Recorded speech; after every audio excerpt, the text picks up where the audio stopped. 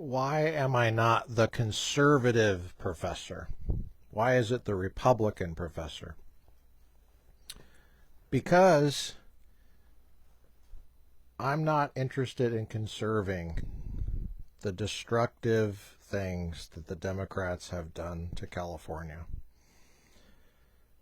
The Republican professor is based on the idea of, loosely speaking, the word Republican in the Constitution. The word Republican occurs in the Constitution. The word Democrat does not.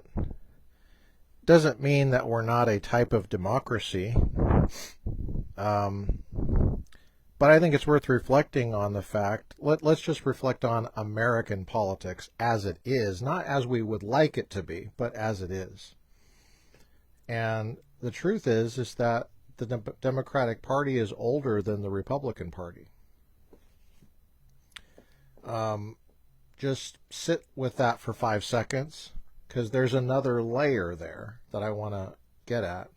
Sorry, I'm not all smiles and stuff all the time, Put your nervous system at ease. I would be, but we're dealing with some really destructive things, and it takes a lot to do this podcast and to be subject to what I'm subject to by putting myself out there and putting these ideas out there like I do.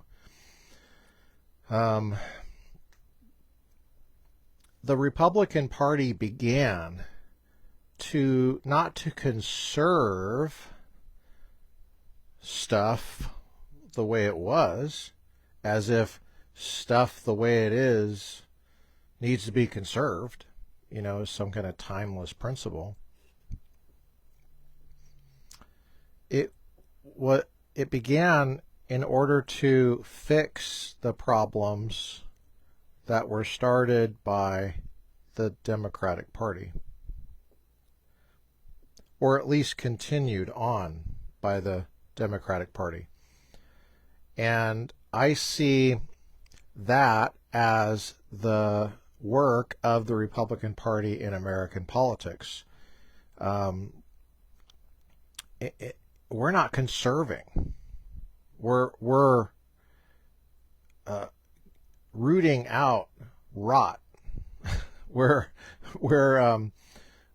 doing a root canal, and the first couple of issues that the Republicans dealt with was slavery, which doesn't exist anymore. We got rid of that sucker at great cost, and polygamy. both of those things Republicans were laser focused on in the 1850s when the Republican professor began. See a book by Sarah Berenger Gordon. Sarah Berenger Gordon on the history there of the Republican Party. I think she teaches law at Pennsylvania, but she's a law professor, and she's got a book on chapter 2. You want to look at chapter 2, her book on gosh, I can't think of the title. Sarah Berenger Gordon, and it's on the Republican response to Mormons in Utah. Anyway, I'll look at that at some point, but I have the name right, but I don't have the title off the top of my head. Gosh, the Mormon question. That might be it. The Mormon question. I'm going to have to look that up. I'm making a note of myself to look up Sarah Berenger Gordon's book. What's the topic today? The topic is Christianity as Ethnicity, Part 2. Application to constitutional law. We did pardon power last time. We're going to do something in the Bill of Rights today.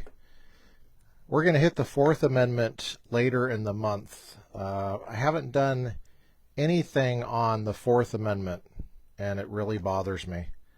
We need to hit the rest of the Bill of Rights. I've done a lot on the Second Amendment. It's one of my faves, as you can tell, and there's a lot to do on the Second Amendment.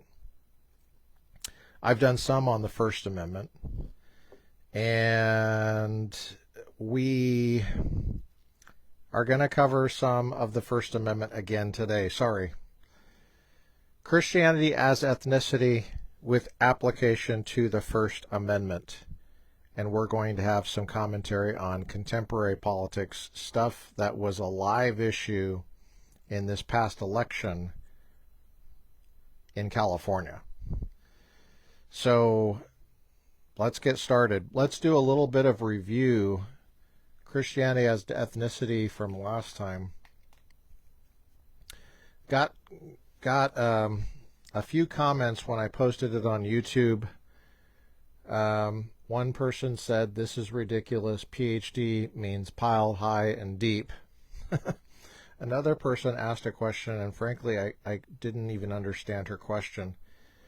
I would like to get more interaction, or I would just say more intelligent interaction, more thoughtful interaction, more care put into the comments and the interaction. But maybe everybody's just got so much other things to do, so many other things to do, they can't do that. But I would like to get it while I'm alive. I know this is going to stay past my natural lifetime.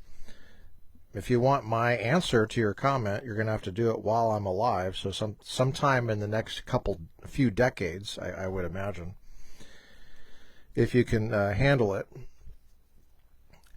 I was making the claim that Christianity in the normative documents, the foundational texts of our faith, is presented as an ethnicity. And we took a look at a couple of verses in Matthew, as you recall. Matthew 1:21, which used the Greek term laos. He will save his people from their sins. His people, laos. And we looked at Matthew 28, the Great Commission. Panta ta ethne, go to all nations.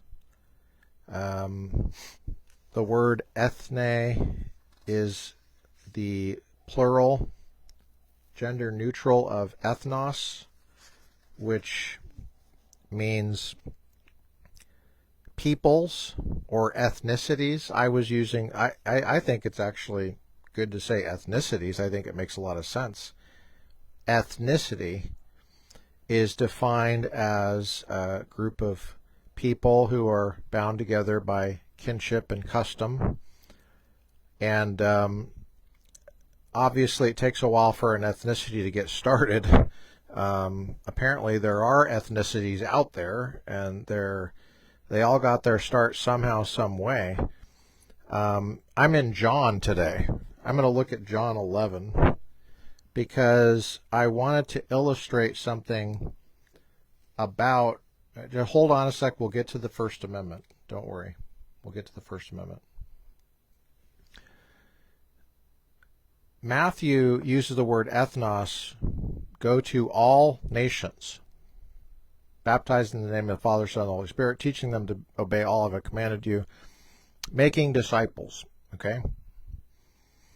That word ethnos, meaning ethnicity, where we get the term ethnicity, has the sense in that passage of go to all the other ethnicities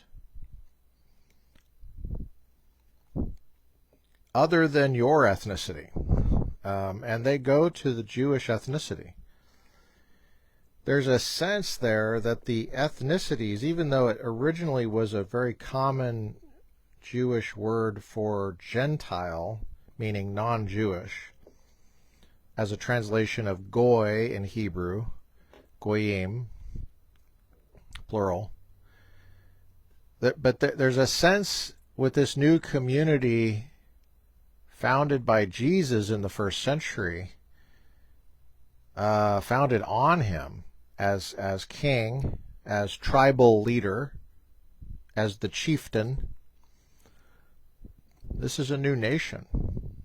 This is a new kingdom. Kingdom, what does kingdom mean? I mean, when you think of a kingdom in human terms, it's common to think of an ethnicity, right? You think of the word nation is oftentimes used for ancient or maybe even prehistoric, which would be ancient for pre-literate peoples. For example, the American Indians. The term nation is oftentimes used. It's still used for American Indian ethnicities, even though they don't have land under their sovereign control. They're considered domestic dependent nations in the U.S. constitutional law, and I can show you the Supreme Court decisions that use that language, going back to John Marshall. The term nation is oftentimes used for a group of people loosely. For example, one of the podcasts that I listen to is called Entrepreneurs on Fire, and he always starts it with Fire Nation. You know, what he means is the group of people that have kind of coalesced around entrepreneurship and specifically around listening to his podcast. I grew up in Denver, and you might see, you know, the word nation used selling cars. Like John Elway is selling cars, and like it has to do with being a fan, you know, like Bronco Nation or something like that. The term nation has this rich history of people that are glued together, and they're bound together by kinship and custom. And so the American Indians, for example, would be bound together in a tribe, which would be called a nation. And there's a leadership structure. There's leadership of the tribe. This gets passed down from the older to the younger. It would be the same in other ethnicities as well, you know. And for example, English. Those who speak English, going back to England, the land, and that tribe, and they have a king, and they have, you know, a leader. And they're fighting other tribes, and they're trying to control area around, and so, you know, I speak in terms of an American ethnicity. I think it makes sense to think of being an American as an ethnicity, and I think everybody understands what you mean by that, especially if you travel overseas.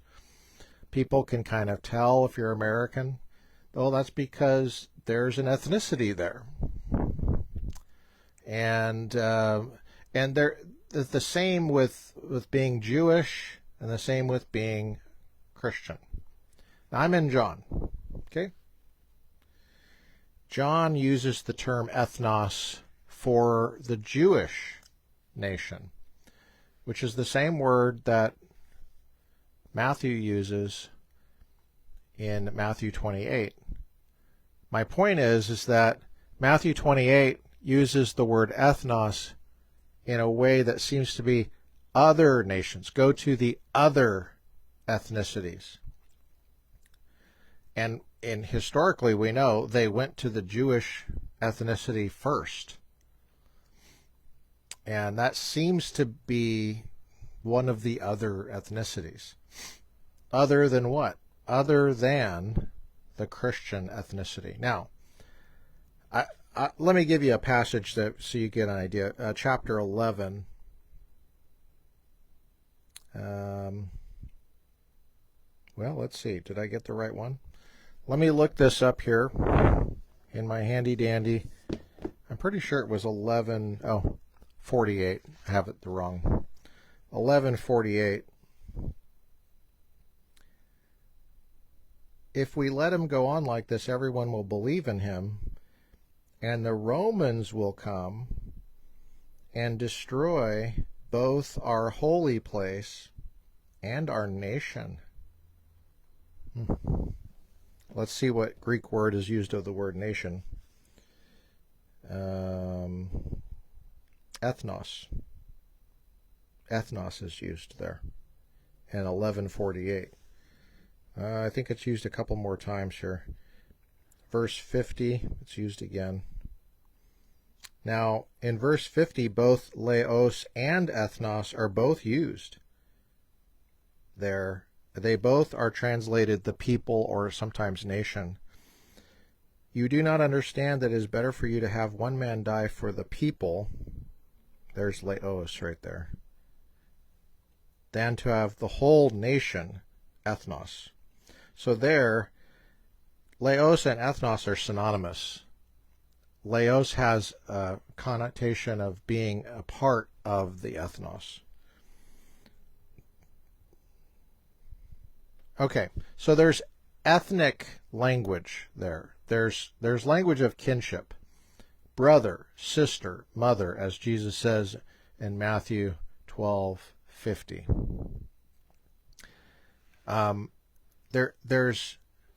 This is not just a belief system. This is a people. It's a nation. You know, people talk about Christian nationalism and stuff like that. Well, let's maybe bring something to the fore of our minds in a contemporary sense that oftentimes I think goes underappreciated or overlooked entirely. A lot of people I talk to don't even know these controversial things that are happening right now in California. Crazy stuff happening in California on really basic stuff, like the definition of marriage, like the definition of a man and a woman, gender.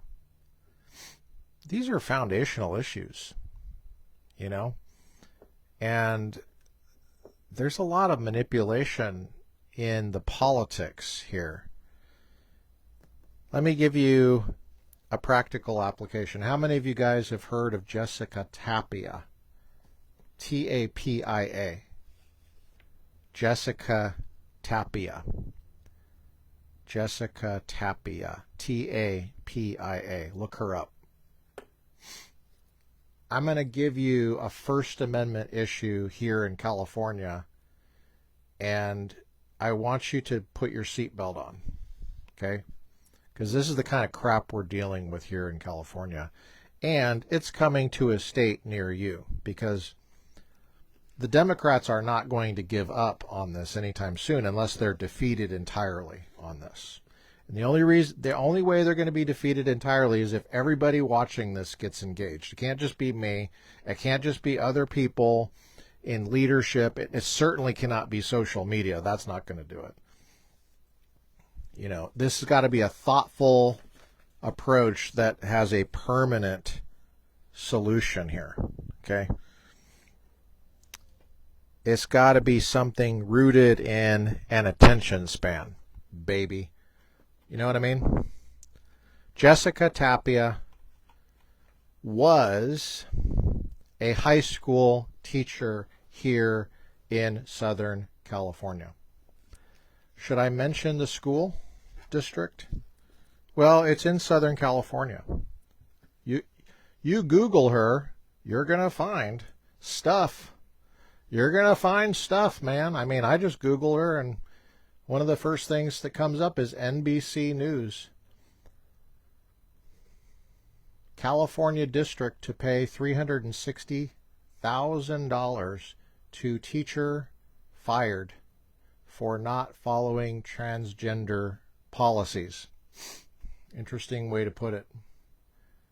The Jurupa Unified School District denies any illegal action or discrimination against Jessica Tapia, a former physical education teacher in the Southern California district. Now, I've been following her on Instagram for a while now, and I became interested in her case because I thought it was a very interesting, clear snapshot of American politics, and it pertains to this issue of Christian ethnicity. Now, there's a deeper layer there, so you got to have an attention span, so hang on, okay? The way that this issue was described was, I might not have exactly the facts, but this is a pretty fair representation of the fact pattern, okay? Remember, I was following her on Instagram long before this was settled. This was settled at least a year after I started following her on Instagram. I think it was maybe 2 years, but she was a physical education teacher. What does that mean? Gym, remember gym? Gym teacher. And I think it was a high school. I'm pretty sure it was high school. And if my memory serves me correctly, they have locker rooms. And I know what you're thinking. You're thinking, oh my gosh, we're going to talk about the bathroom again. Bathrooms. We don't want to talk about bathrooms. Well, you're going to have to grow up, buckle your seatbelt, because we're having to talk about bathrooms, okay? And every once in a while, maybe twice in your entire life, you're going to have to talk about bathrooms. I'm sorry that you don't want to talk about it. But there's something that exists, and apparently they're important to people. I'm not making it important to people. I'm just pointing out that it is important to people. I didn't cause that. It's not like there were no bathrooms until I was born, and then me, the little monster, made bathrooms. Bathrooms have been segregated, male and female, including locker rooms, most of my life. And was there ever a meeting about this? No, it was just common knowledge. And there'd be a sign, boys and girls, and I knew what those words meant, and there was never a meeting about, this is how or this is the authority on this, and this is the grievance process for how to challenge that authority and create a different set of circumstances.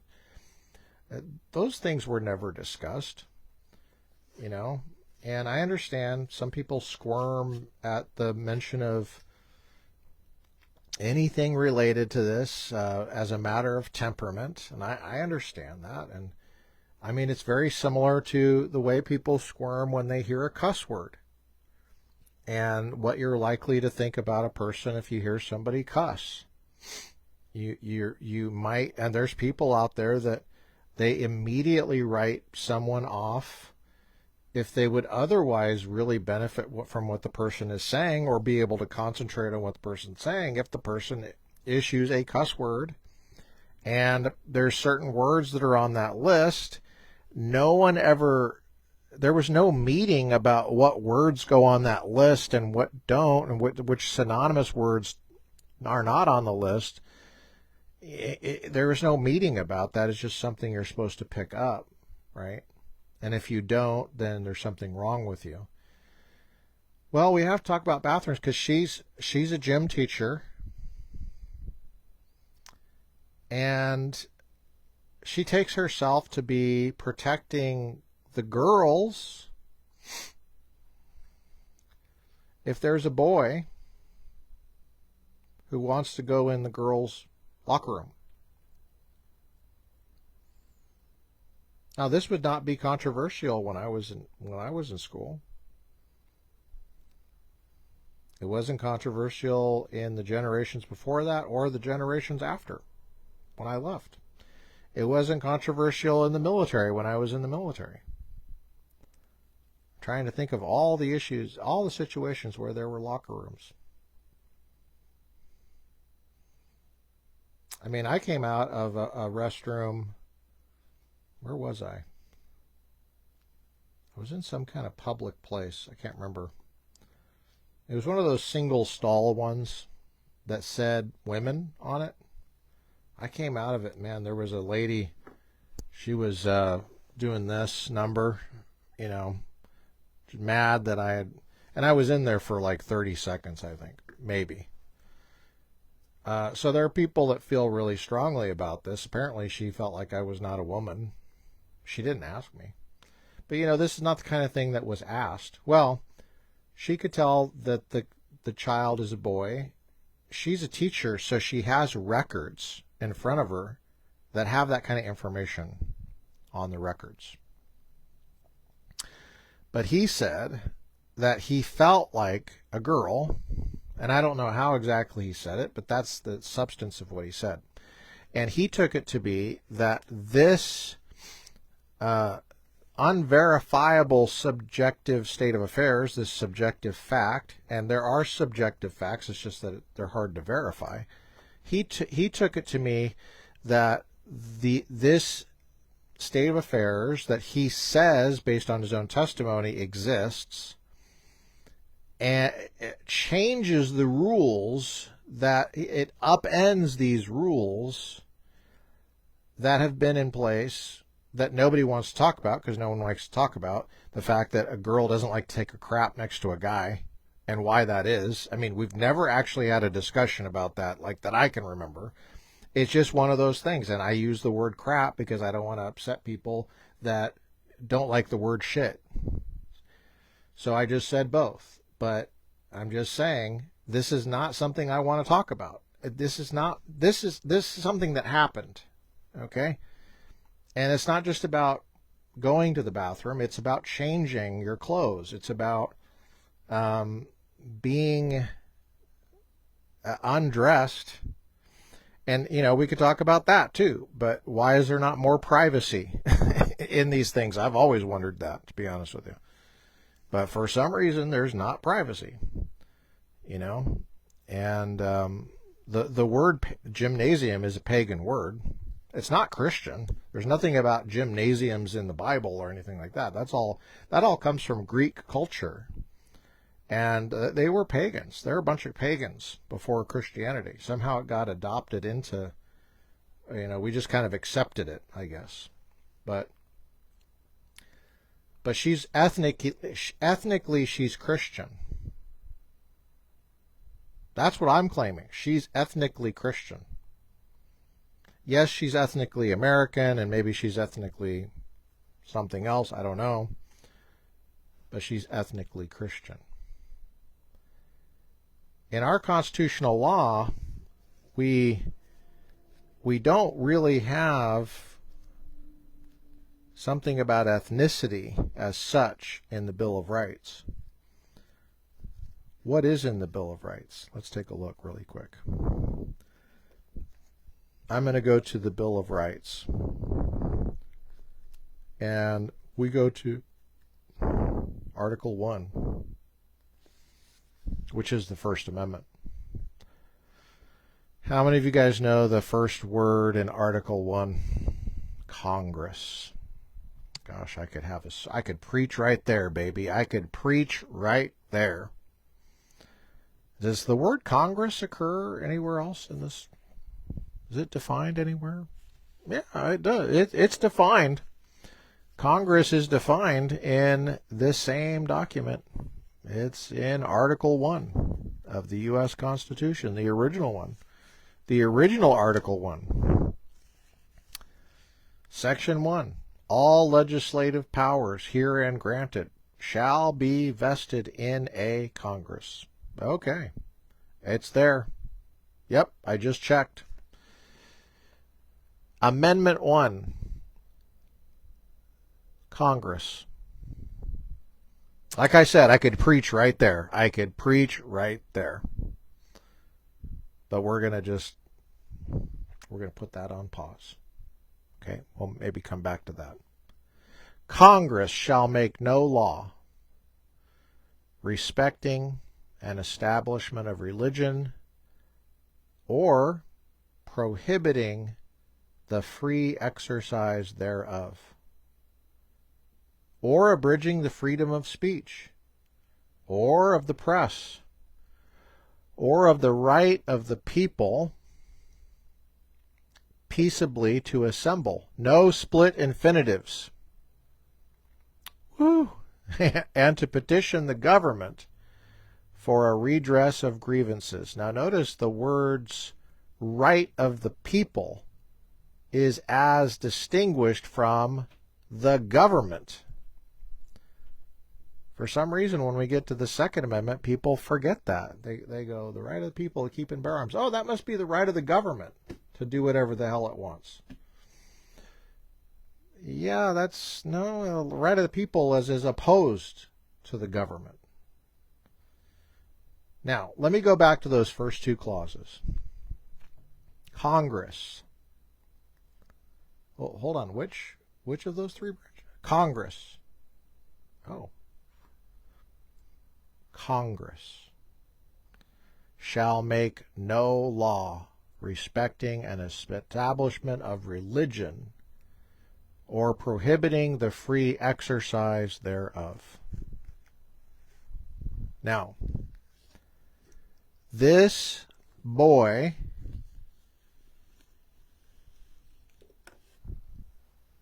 I'm saying boy because he was a minor, wanted to go into the girls' locker room. And he took it to be beyond controversy, beyond non-hateful controversy, is probably the way he would put it, that if he reported feeling a certain way, that would be a sufficient condition to remove all such barriers of tradition. And so that's what he did. He concocted this idea, and he said, I want to use the women's or the girls' locker room, so I'm a girl.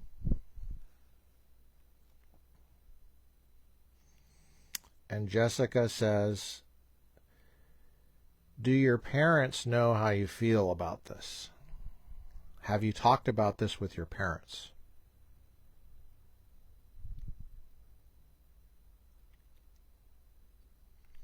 You know, and the boy was kind of acknowledging that only girls can use the girls' locker room. He was basically acknowledging that. It's just what he was not acknowledging was that there was an objective indicator that would arbitrate between the two locker rooms. Not just a subjective one, but an objective one. Unless he meant that the words he said, those magic words, were the objective indicators and all you needed to know. Well, she brought the parents into it. And she said, hey, do your parents know how you feel? Have you talked about this with them?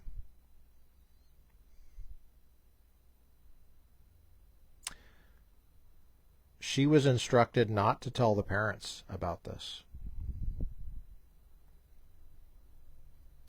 And she said, yo, hold up.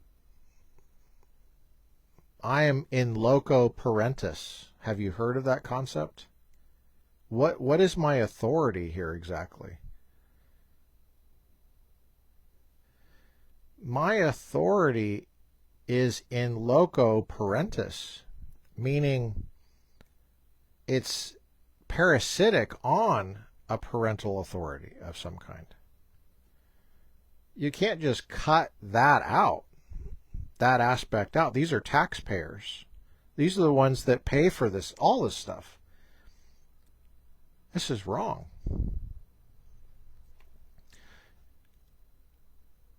They said, well, that's our policy, and you're going to follow it. Whether it's wrong or not, you're going to follow it. And she said, what if the parents ask me directly? And why would parents ask her directly about this? Well, because if there's a boy using the locker room with girls, all the other girls are going to be telling their parents about it. And what do you know? Parents talk. What a concept. Parents talk to each other. And so the parents might ask her directly. She was instructed to lie to the parents.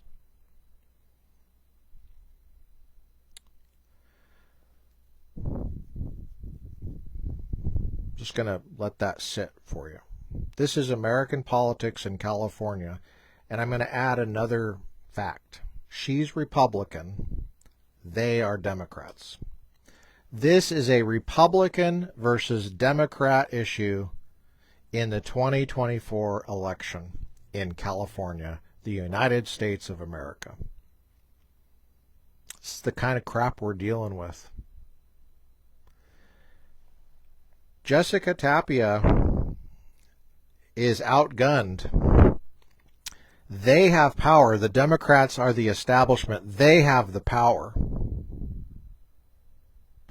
The parents have power too, but they're not organized like the teachers union is, and like these administrators and the Democratic Party in California. I mean, the governor is paying attention. The Attorney General of the state of California is paying attention to this. Oh yeah. Oh yeah. This is important stuff. I should say that those are Democrats, in case you didn't know that. She's a Republican. The Republican is saying, I can't lie to parents. The Democrats are saying, not only can you, but you will. That's the policy. The Republican is saying, I'm in loco parentis. My authority is parasitic upon, not replacing parents. The Democrats are saying, what are you talking about? These are our kids. We're going to do whatever the hell we want to with them. And the parents have no say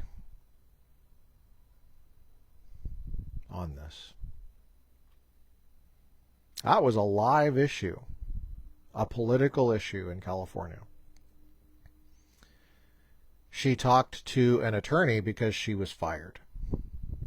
She was fired. She refused. She said, I'm not going to lie to parents. Now, in that situation, when you're feeling kind of desperate, I don't blame her. I don't blame her. But she consulted an attorney. Some of you guys know where I'm going with this. Well, okay, what kind, if you're making this a legal issue also and not merely a political issue, because it's at least a political issue. Is it really a legal issue too? Well, what's the strongest kind of footing that you can have in a legal sense? That would not just be a statutory, well, it depends on the statute and the case law, I guess, but the attorney wanted to have the client on the strongest possible footing. That would be, if you can, constitutional footing. That would make it federal. Not merely state, but federal.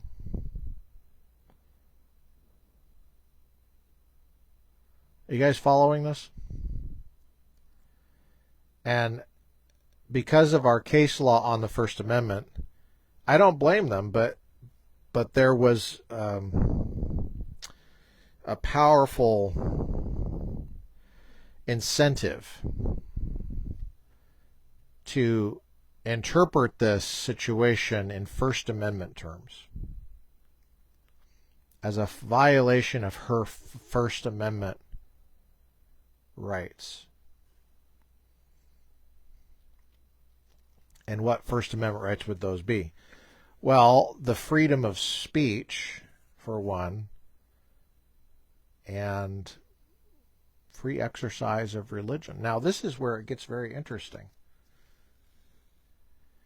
because I noticed, I could tell when she was speaking based on what her attorney said, because ordinary people don't speak that way.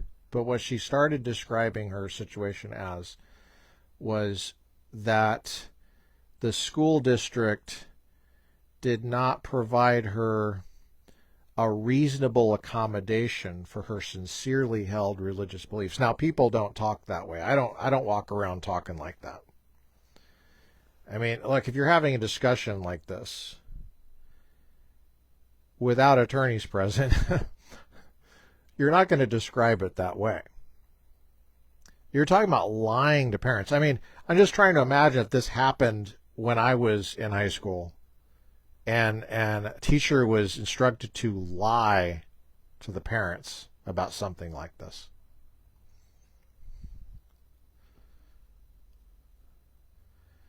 And the way the teacher decided to describe it was, well, I should be given a reasonable accommodation to my sincerely held religious beliefs. A reasonable accommodation? What are you talking about? Sincerely held religious beliefs? What? You're talking about lying to parents. Don't you think we've gone a little far on this religion thing? This is religion? What would a reasonable accommodation be? Not to talk to the parent, not to do the teacher. I mean, to tell the truth and be an exception to an otherwise broad blanket provision mandating lying? A Christian's speech can be freedom granted, but everybody else is hogtied in what they say. This is a mess. And it was interpreted by Democrats to be, because of our First Amendment jurisprudence on this, which I don't blame her, because that would be the strong footing in a legal sense if you're going to sue the hell out of these people. But it sounds weird.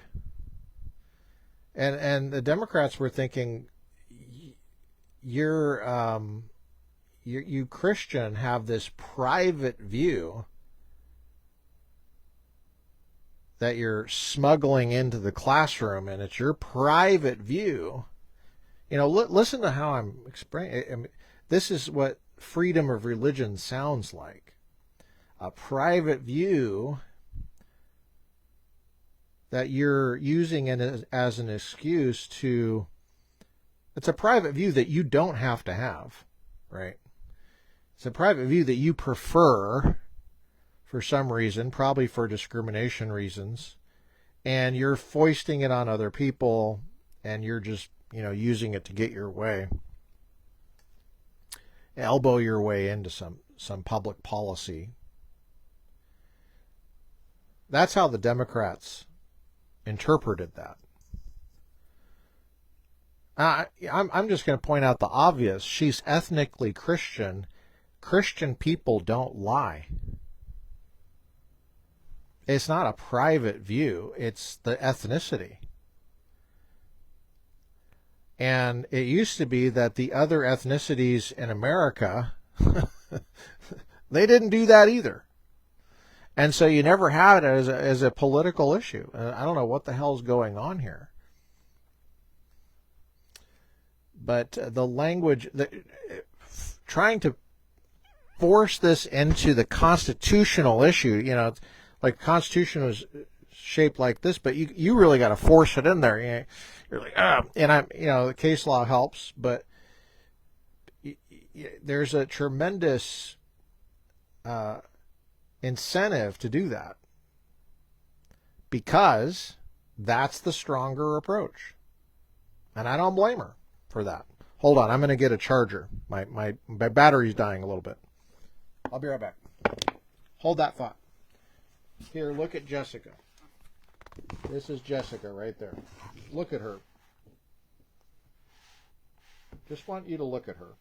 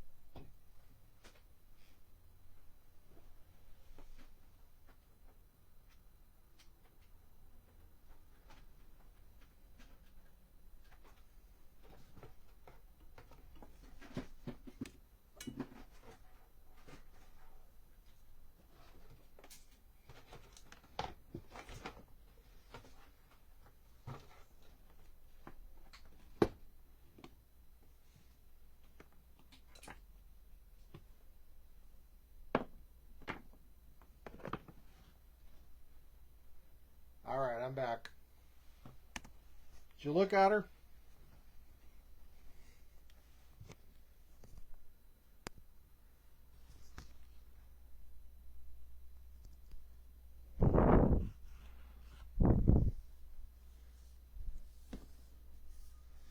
It's like saying Jewish people don't work on Saturday. Maybe there's a sincerely held religious belief. But the issue of belief to the epistemically challenged among us, which is almost everyone who's graduated from a public high school. Hold on. Let me close my door.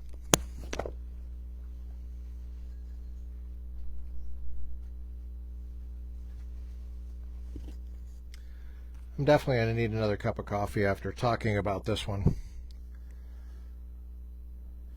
The language of religion to many people sounds merely like belief, and belief that's chosen, not belief that you otherwise couldn't help having. And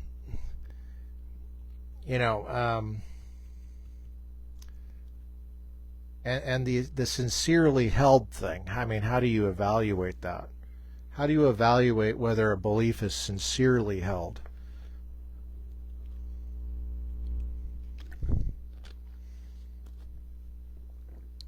The courts, have some guidance on that, but really, I mean, you can't legislate this stuff in any meaningful way.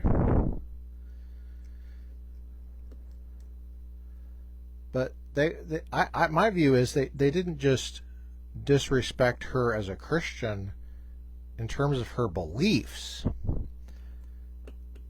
The great sin in this is what they were doing to kids and what they were doing to parents. Now, I know that parents, no matter what their religion, have a right to know what's going on with their kids. I know that some parents, they just don't care. They're checked out, and they're like, well, yeah, I guess, if it was put to a vote, yeah, I guess you can lie to me. Some parents are like that, but really it was a political issue about parents versus teachers. And it got, because she was fired, for these reasons, there was ample grounds to win on First Amendment grounds, given the case law. But I just think that we have a weird dynamic here with the First Amendment. I think there's an unhealthy political dynamic here that's relying on the courts to settle our political disputes, and using language like free exercise of religion to accomplish that.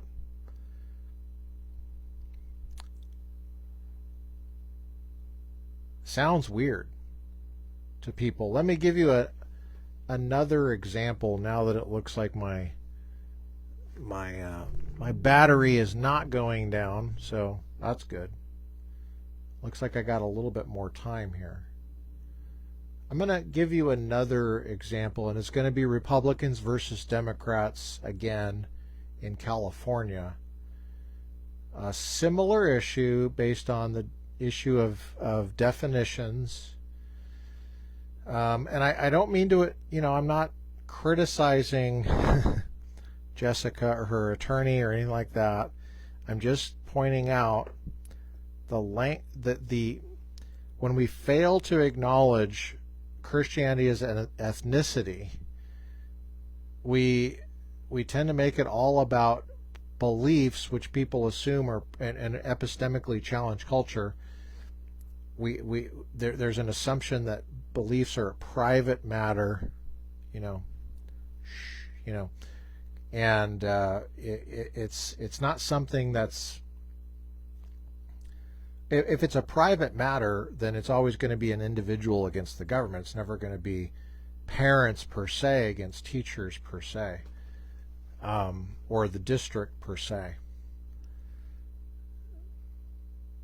Just be aware of the incentive structures that are in play to interpret that like that. Now, the other issue that I'm bringing up is, and I want to be clear, I'm not criticizing him. He's a Republican. He's not in office anymore, but he was last year. He's a state senator in California, Senator Brian Dahl.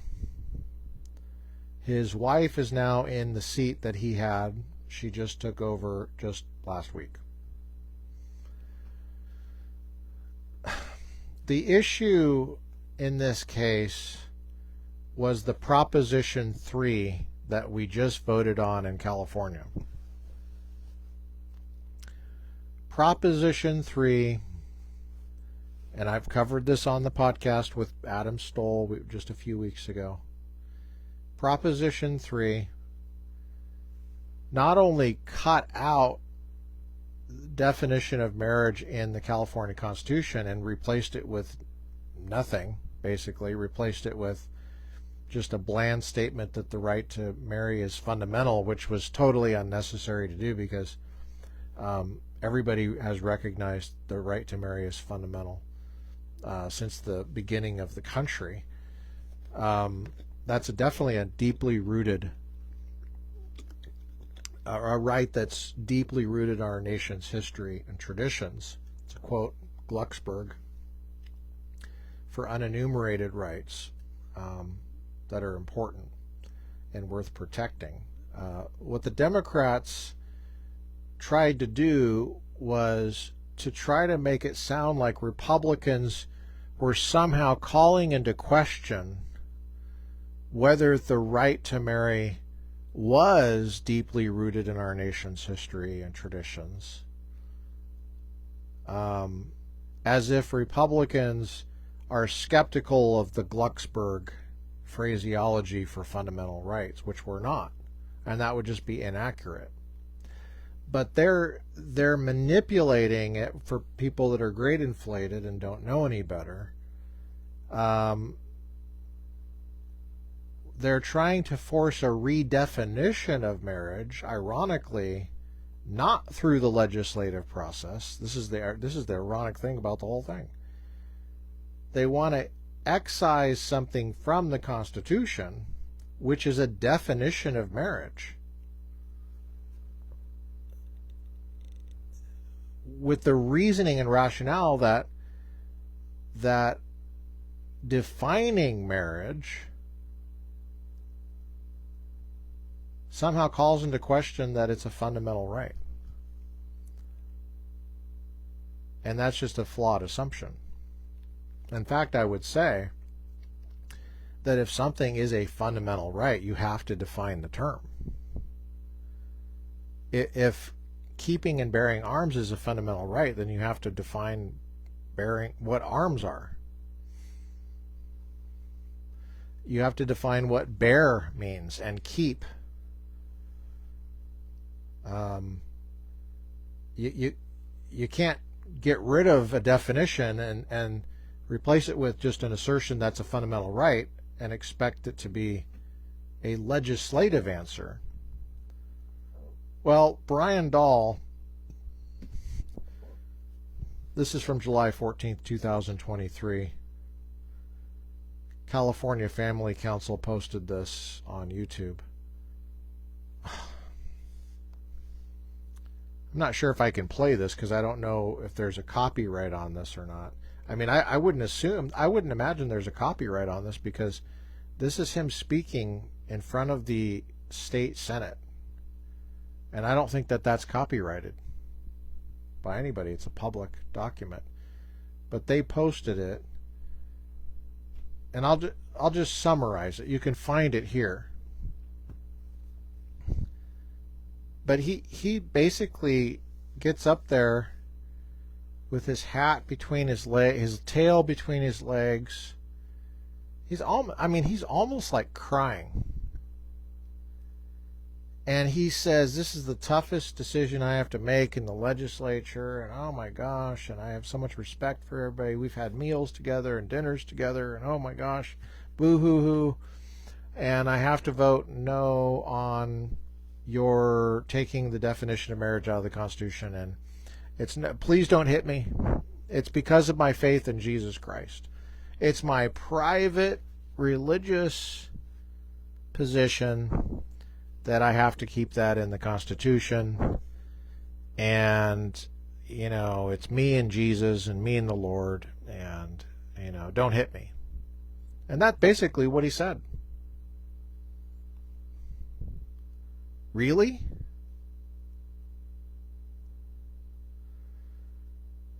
It is the most pathetic thing I've ever seen from a Republican. I've seen a lot of pathetic things from Democrats, but I mean, I was like, that is the weakest thing. I cannot imagine anybody having any respect for that position. He just was trying to avoid being attacked by vicious people. But he made the issue of the definition of marriage purely a one. And I've done that. I have. I started playing it. He made the definition of marriage between him and Jesus. And that's just so weird to me. As if we don't all speak English and we don't all use the term. As if it's not defined in Black's Law Dictionary and, previous court decisions. As if it's not used, I should say. As a what was it, Nelson versus Baker or something like that? I talked about it on the marriage series that we did. He's hiding behind free exercise. It's a very convenient place to hide. But he's a state senator, for God's sake.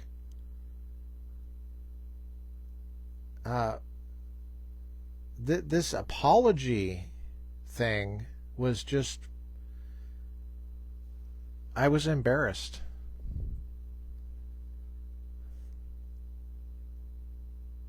This is what he should have said. But he didn't. And I think it's because he was not prepared to be in office on that issue. He should have said that this is embarrassing for the state of California to cut out a correct definition of marriage and replace it with just a bare assertion that it's a fundamental right without defining it. If you want to disagree that Prop 8 correctly provided necessary conditions for a correct definition of marriage, if that's your position, then replace that with the necessary conditions that you propose to replace it with. But that's not what they did.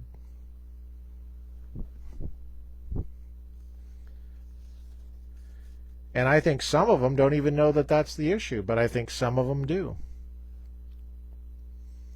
Like Senator Weiner with his painted fingernails. And Senator Weiner gets up there, and I saw his speech on the Senate. He's from San Francisco. And the way he presents himself is that he has no idea that everybody is for marriage equality, allegedly. But not everybody agrees about what the definition of marriage should be. So you really have two versions of marriage equality. You have classical marriage equality, which is what Brian Dahl thinks should be in the Constitution, and you have a contemporary marriage equality which prefers not to define the term at all. But you can't have a legislative answer that doesn't define the term. You're going to kick it to the judicial branch. The judicial branch is going to come up with some random definition, just like they did in Obergefell, and actually they never even spelled out what the definition was in Obergefell. That's why they're worried. And NRA marriage cases didn't really redefine it either, which was the California Supreme Court case that overturned Prop 22, if you're paying attention. Prop 22 amended the California Family Code, which was a statute defining marriage. Well, when NRA marriage cases overturned that in 2008, narrowly, very narrowly, and I read that decision, and it was horrible. It was very poorly thought out, poorly reasoned. They said it violated the state constitution. It did no such thing. The state constitution didn't define marriage per se, but to settle this, you have to define the term. You can't beg the question. It's called begging the question. The Republicans are not interested in begging the question. We just want to have a definition that is correct. If you think it's the wrong definition, then argue it on that ground. But that's not what they're doing. They're changing the subject, begging the question against the Republicans. They're changing the subject to a red herring which is that it's a fundamental right. Well, Republicans already agree it's a fundamental right. Furthermore, they're equivocating on the term marriage, because when they use the term marriage, and that's another fallacy, when you use the term marriage, you're drawing from the tradition, right? You're drawing from what is called traditional marriage by them. I don't call it that. I just call it marriage. It's under M in the dictionary, not T. And, just like when I go into the Trader Joe's, I went into Trader Joe's today. I wanted some apples. I didn't say I want some traditional apples. I just go to where the apples are.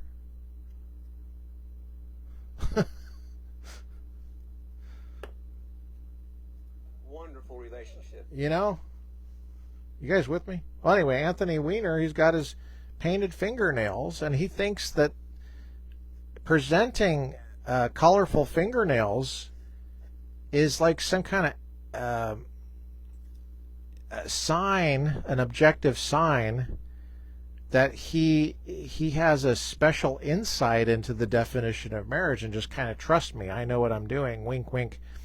You see these fingernails? I know what the real definition is. Well, if you do, then tell us what it is and then put that in the Constitution. Because otherwise, you haven't answered the objections. The objections are still there. There's another fallacy. Fallacy of weak analogy. The analogy between banning interracial marriage and keeping the classical marriage equality in the California Constitution, which was what Prop 8 did. And I'm summarizing a lot of material here, which I covered ad nauseum last summer. I think 3 or 4 different episodes I covered the definition of marriage and logical fallacies. Well, in overturning the anti-miscegenation laws, in other words, the bans on interracial marriage at the state level, in California, Perez versus Sharp did not invent a new definition of marriage. They recognized what the definition of marriage said. And all you have to do is look in Black's Law Dictionary. Black's Law Dictionary has had the same definition of marriage during slavery, during segregation. Let me just restate that. During Democrat slavery and during Democrat segregation.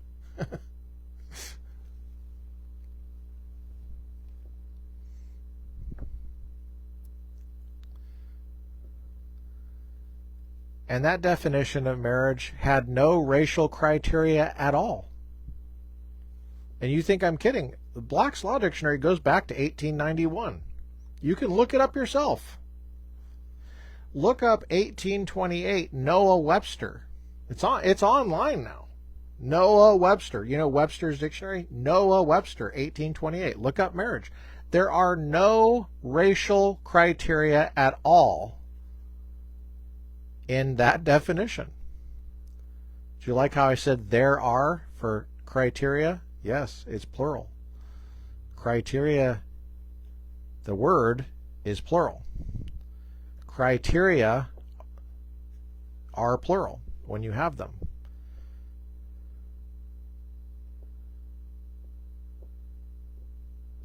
In other words, adding a racial criterion onto the classical definition of marriage was something that progressives added to it. Democrats added that. And Perez versus Sharp, I mean, when Andrea Perez sued the state of California and County of Los Angeles, you know, she wanted to marry her black boyfriend, Sylvester. She won at the California Supreme Court. It was a free exercise case, by the way. She was a Bible thumper. She says, hold up. You got the definition of marriage wrong, buddy. You got to go back to the old one. Marriage predates California. It's not something that California just makes up. That's not how this works.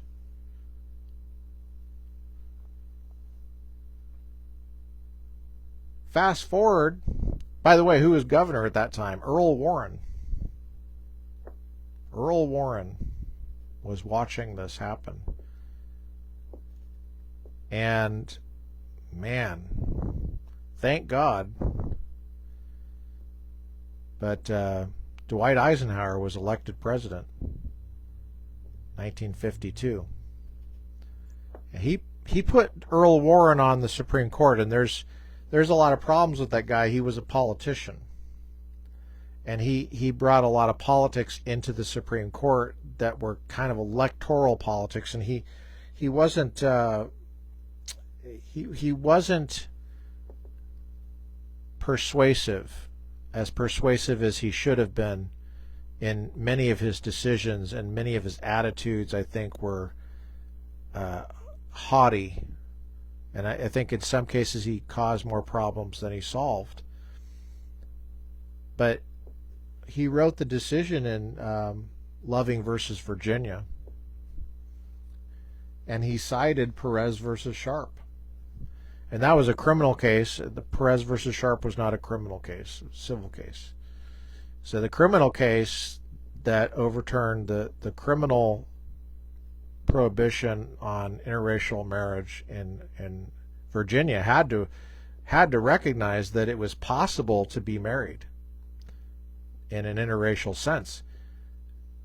The crime had to be possibly able to be committed. If you're going to prohibit bank robbery, then you have to be able to make sense of the concept of bank robbery. Otherwise, so they admitted that it was part of the concept of marriage that a man and a woman are united together in life for life as necessary conditions of the concept, right? You have to admit that that's possible. Well, that was the end of the argument right there, because all you have to do is look at Black's Law Dictionary. It's a man and a woman. It's not. There's no racial criteria. It's a fundamental right for a man and a woman. When you're adding arbitrary criteria, that's a different problem than creating an entirely new definition from scratch. In other words, when you're trying to define a term correctly, you're presented with something in reality, and it's hard maybe to get the correct necessary conditions. Like, for example, it's got to be a man and a woman. It's got to be two people, not three. It's got to be people who are alive. You can't marry Walmart, for example. You can't marry Aristotle. I love Aristotle. Love does not win. I love Walmart. I can't marry Walmart. It's got to be a human. It's got to be not a cactus. I might love cactus, but I can't marry a cactus. That's not what marriage is. You're so traditional. Oh my gosh, you're trying to force your private. No, I'm just describing the term. I'm describing what it is.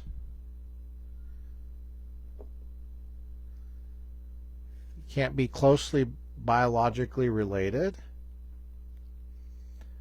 You got to be of a certain age required for consent.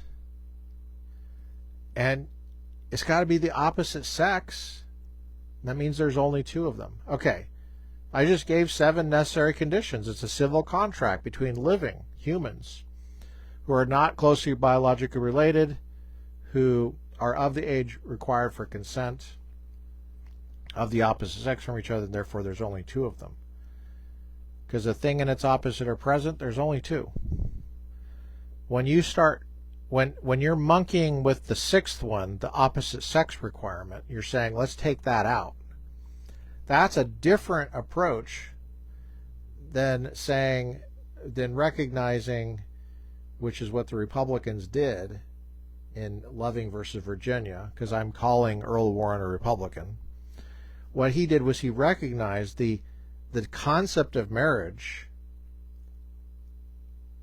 was overlaid with an 8th condition by the progressives, which was the prohibition that if one spouse was white, the other spouse had to be white. Well, that was foreign to the concept of marriage, and it was arbitrary. But because that's arbitrary doesn't mean that there's a problem with that definition. In fact, he was using the definition of marriage, the man-woman definition of marriage, in order to come to that conclusion. Because Black's Law Dictionary and these other, Noah Webster and all that stuff, Baker versus Nelson reaffirmed that. All Baker versus Nelson did in 1972 was go, okay, let's look at the dictionary. Yep, that's what it says. Two men, they don't meet the necessary condition for a marriage. That would be to create a new definition of marriage. In other words, it would be to take start chopping legs off of this 7 necessary conditions of civil contract between living I can't marry Aristotle. I can't marry George Washington. I love George Washington. Can't marry him. Love does not win. Already on the second condition. Civil contract between living humans who are not closely related, biologically related. I can't marry my grandpa. I love my grandpa, but love does not win, buddy. Who are of the age required of consent. I cannot marry a fetus. I can't marry an infant. There's some meat there, and it might be a little bit vague about where that is, but it's a substantive requirement. Who are of the parties to the contract are of the opposite sex from each other. There's only two of them. Thinking is opposite of present. There are two there, male and female. That's a classical marriage equality. Those are necessary conditions. All such marriages, if they're not a sham marriage, all such marriages are equal. That's classical marriage equality. And if two men want to participate in marriage, well, then that's to say that it is a fundamental right. Everyone who is interested in participating in marriage can, provided the conditions are met. Remember, it's the condition for consent. And that's something that had to be worked out in history too. But the condition for consent is there. You can't force somebody to marry you. That's not how it's presented. Now, maybe there were forced marriages, but the issue of the household comes into play, and who has the ability to consent is the issue. Otherwise, it's not marriage. Now, that's the tradition as best I understand it, and it gets into some detail and depth, but that is a very different way of describing it than the Democrats were describing it. I get the impression that they just have a contempt for any kind of necessary conditions on marriage. And that's what the Republicans are worried about. That anything will go, and you're just trusting a judge to reflect what the term means.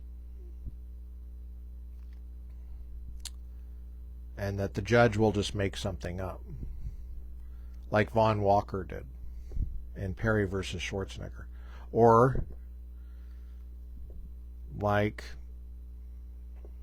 sad to say, Anthony Kennedy did in Obergefell.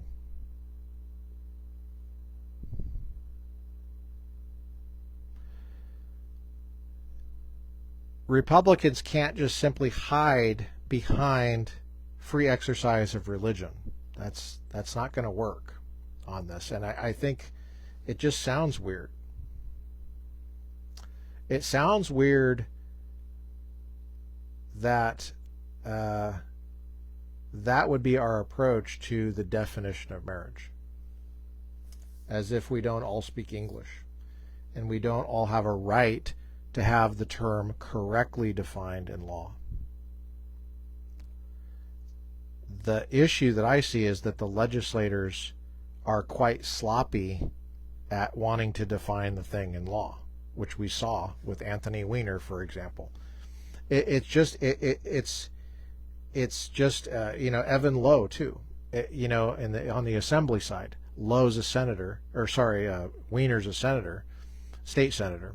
Talking about the California Legislature, there's just kind of an attitude like we know better. We're the cool kids, and we're going to redefine this sucker. And if you disagree with us, that's your private religious belief. That's the way the discussion is going, and people like Brian Dahl are egging it on. Like, yeah, it's my private religious belief. Don't hit me. Because they're so afraid of the Democrats, who are vicious, coming after them.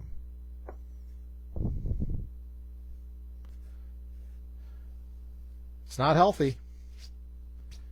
What should have been done was, if it was me, I would have said, you guys are a bunch of grade inflated. You can paint your fingernails all you want. It doesn't mean that you know more than I do what the definition of marriage is. You still have to define the term.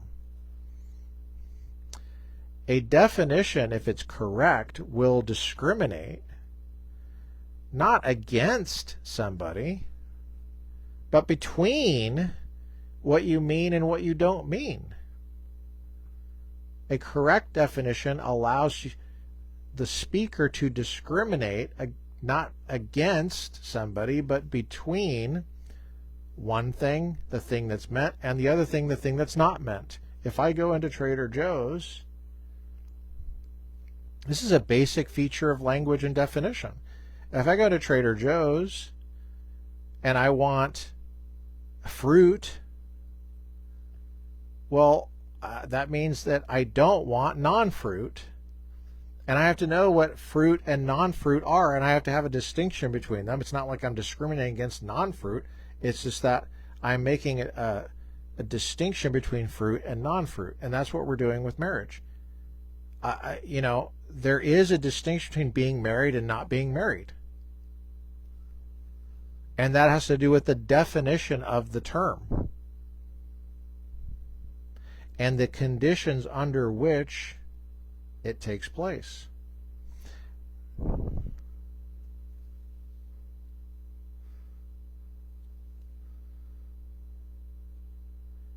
And maybe we just disagree about what those conditions are, in which case we have to vote on it. But we have to be clear that's what we're voting on. We're not voting on it's fundamental versus it's not fundamental. That's not the issue. The issue is, what is the definition of marriage? That's the issue.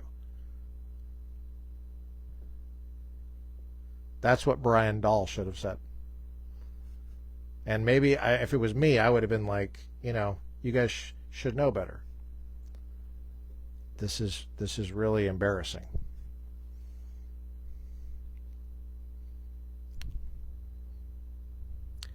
When we banned interracial marriage, when we overturned the bans on interracial marriage, we were going back to the original definition of marriage, affirming that it's between a man and a woman. There's no criteria beyond they can't be closely related, they have to be a certain age, required for consent, they have to be human. I can't wait for that one to come up. These are not non-arbitrary. They're part of the concept of marriage. And so is man and woman. And it's not surprising to me that people don't, or they at least pretend to not know what those terms mean. They will change the subject any chance they get for a sustained, careful, respectful reflection on the topic of what those words mean.